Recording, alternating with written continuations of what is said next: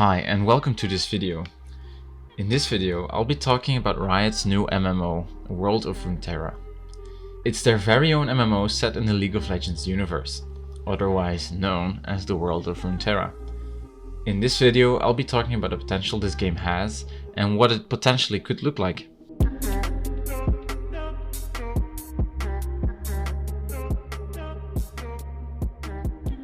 First of all, I want to point out that all things said in this video are my personal opinion and in no way guarantees or facts.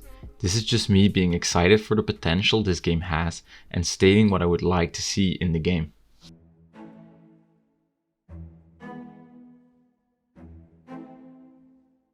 Let's take a look at the MMO market as of the making of this video. World of Warcraft, the MMO Titan, is in rapid decline. New World has had a pretty lukewarm reception at best and has been called slightly above average for an MMO by a lot of critics and players. Ashes of Creation is gathering some buzz but is still a few years away from launching. Guild Wars 2 is chugging along and all the other MMOs aren't really thriving. Final Fantasy XIV, however, is having kind of a boom in popularity due to WoW's decline and its own expansion Endwalker releasing soon. Despite this, FF14 is still a game released in 2010, re-released in 2013 as A Realm Reborn, so the MMO player base is desperately craving a fresh new MMO to experience. This is where Riot comes in. My guess is that Riot is capitalizing on the failures and subsequent decline of Blizzard and is aiming to take its place in the industry. Just like Blizzard once grew their company by adapting new game genres and formulas and making them accessible to the masses, Riot also has adopted this formula to great success. Look at League of Legends, Legends of Runeterra, Valorant and Teamfight Tactics. I'm sure Riot's future releases are bound to be successes too.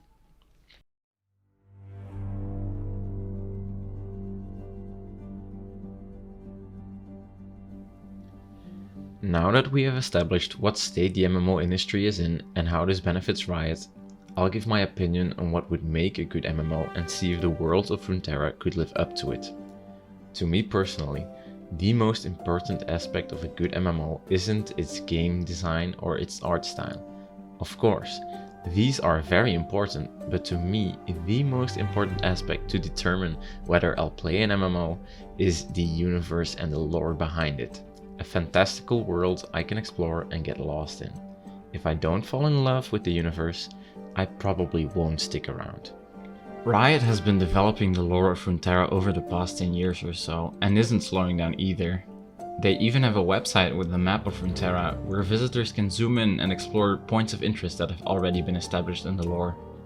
It's not certain if World of Runeterra, which is how we'll be calling Riot's future MMORPG from now on, will exactly copy this layout of the map or if it will shake things around. But there for sure are a massive amount of regions and places already established, just begging for us to discover them.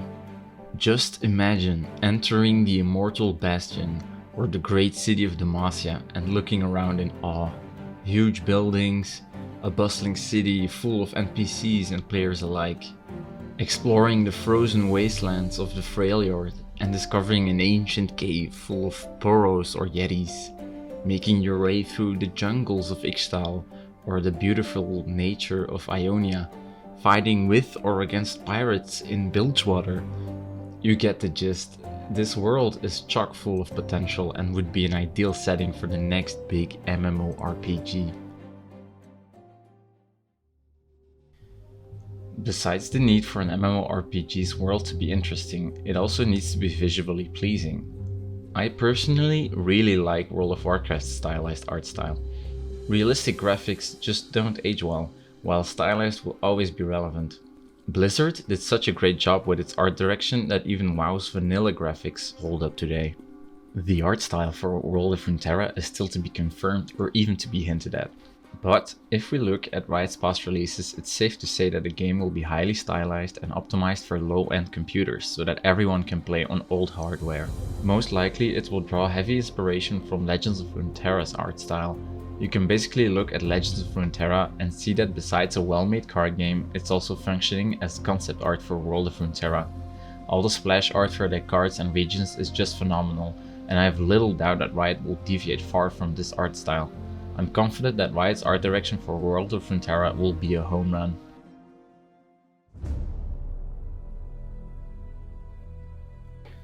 Everything in this section will be pure speculation and in no way guarantees. What we do know is that World of Runeterra will most likely be a theme park MMO.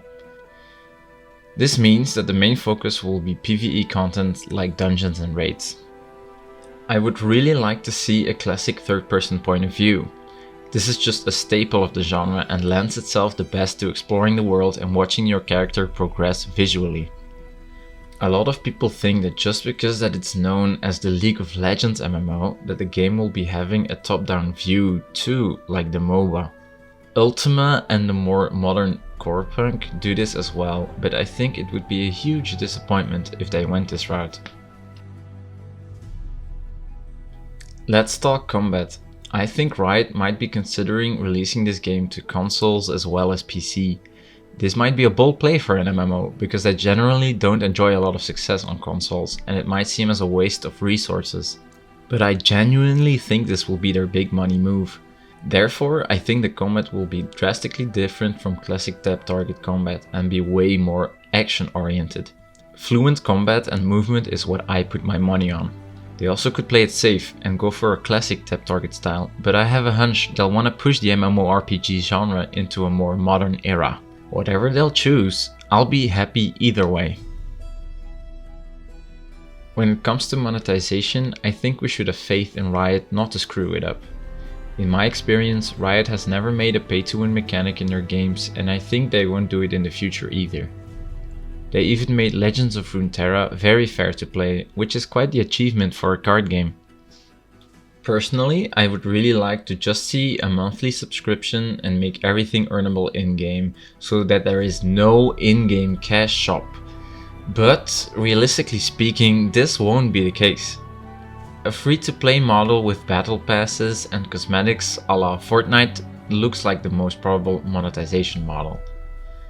I'd be really disappointed if Riot would put really cool looking skins or mounts in the cash shop, as this personally ruins my incentive to play and grind for my very own visual progression. I guess we'll have to wait and see. What I would like to see in the game are cool companions or pets like the little legends you can buy for TFT and Legends of Runeterra. Just imagine one of these following you everywhere in the world of Runeterra. Furniture and all other kinds of special decoration for player housing seems fun to have in the cash shops as well. I think the concept of chromas for in-game models could be cool, so you can create cool looking outfits that fit well together. Maybe they'll even make a niche game mode like Arena in Hearthstone, where you have to pay an entrance fee with an in-game currency earnable through play and real money. I'm no fan of cash shops, and I'd rather not have them and just pay a subscription. But I think these are really acceptable ways for Riot to earn some profit, in my opinion.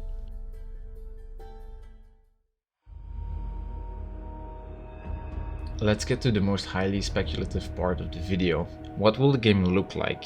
No, not visually, but content-wise. What can we expect to see? And what will be the setup for our player characters? I think people are looking towards this game and expecting them to really clone the World of Warcraft template. You know, like Horde versus Alliance. But that was already established in Warcraft's earlier games and lore. In the world of Runeterra, there are 10 different named regions, 11 if you split Piltover and Zaun, and 12 if you count Bandle City, the magical city of the Yordles. Some people even include the Void, but I think we won't be heading there anytime soon. There are also some plots of land not yet claimed by any of the regions or that remain neutral. Factions combining these regions don't really exist, so a clear this versus that side seems improbable. From the 11 regions, only the Shadow Isles don't feature human characters in League of Legends. Only harrowed characters affected by the Black Mist under Viego's rule, the Ruined King. You could do something like the Death Knight from World of Warcraft, where they break free from the Lich King's grasp and become a playable class, but I don't think we'll be seeing this at launch. It sounds more like expansion material. The Shadow Isles could and should be a great endgame zone though. So from all 12 zones, 11 could feature as potential starting areas for players or as factions to choose from. My guess is that they'll want to do some gatekeeping and cut off Shurima, Targon, Ixtal, or the Shadow Isles from the base game, or at least from being low-level zones, so that there's more content to look out for. I personally put my money on them following Legends of Runeterra's so-called base regions to also be our base regions for the MMO. These being Demacia, Freljord, Ionia, Noxus, Piltover and Zaun, and the Shadow Isles. Of course, I excluded the Shadow Isles earlier from being a starter zone. I think Demacia, Freljord, Ionia, Noxus, and Piltover and Zaun are prime candidates to be low-level zones or factions to explore. It's a real doozy to figure out what the best design is. They could potentially do something like everyone starting in the center of the main continent in Valoran and making their way to either Demacia, Freljord, and Noxus, depending on which faction you'll want to play with. But that would mean that Ionia and Piltover and Zaun would be unreachable for new players. The problem is that the world map as it is now doesn't lend itself ideally to be a good designed MMO world. I think Riot should go all out and make 5 starter zones in each region depending where you want to explore first, and keep everyone neutral. We would just start out to be newbie mercenaries for hire, so we can freely roam the continents and regions and trade with NPCs and players regardless of their allegiances. Make it so that you can earn reputation with each faction by questing in their regions or quest hubs, and by queuing for PvP in the name of their faction. The more time and effort you spend on one faction, the more faction specific rewards you'll get, like cool looking gear and transmog options, maybe even unlock special playstyles for your class specific to your chosen faction. Provided this would be balanced, of course, not have a meta where every warrior type player has to choose Noxus for their mathematically best way to play their class in PvE or PvP. Think a balanced version of the Aldor and Scryers in World of Warcraft's Burning Crusade expansion, divided into 5 factions instead of 2. Of course, people could switch factions if they want to. Maybe the devs would make it so that the switching factions would provide a setback to your other factions, but no farther than unfriendly, so that you can still make it back up. There's so many ways to untangle this design doozy, and I'm confident Riot will make it work. They can even just come up with new lore and tackle the problem like that, something that is not in my power. That's enough about faction speculations. Let's talk races.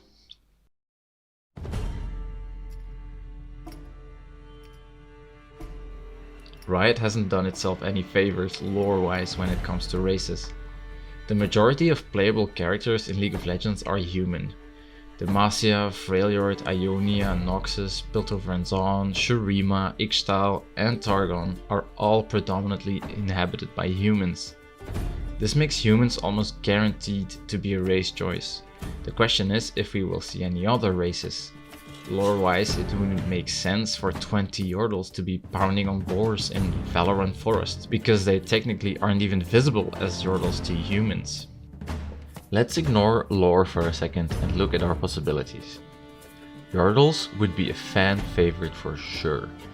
I'm just scared there will be way too much Yordles running around, breaking my immersion.